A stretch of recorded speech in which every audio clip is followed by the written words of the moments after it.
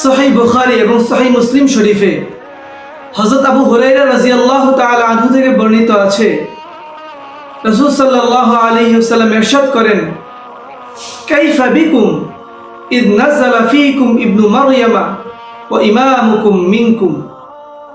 অর্থাৎ রাসূল সাল্লাল্লাহু আলাইহি ওয়াসাল্লাম ইরশাদ করেন, তোমাদের আনন্দপূর্ণ মুহূর্তটা কেমন হবে যখন হযরত ঈসা আলাইহিস সালাম তোমাদের মাঝে আগমন করবেন এবং তোমাদের ইমাম মাহদিও উপস্থিত থাকবেন।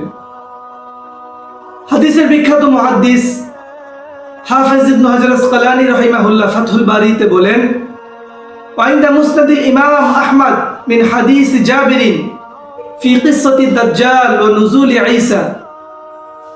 অর্থাৎ মুসনাদুল ইমাম আহমদ বিন হাম্বলে জাবের রাদিয়াল্লাহু তাআলা আনহু সূত্রে একটি হাদিস বর্ণিত আছে, যে হাদিসে উল্লেখ আছে, ফাইদা হুম বিঈসা, যখন মুসলমানগণ ঈসা আলাইহিস সালামের উপস্থিতি টের পাবে, ইউকালু লাহু, ঈসা আলাইহিস সালামকে আবেদন করবেন, তাকাদ্দাম ইয়া রূহ আল্লাহ, হে আল্লাহর রূহ, আপনি সামনে এগিয়ে আসুন এবং মুসলমানদের নামাজে ইমামের দায়িত্ব পালন করুন।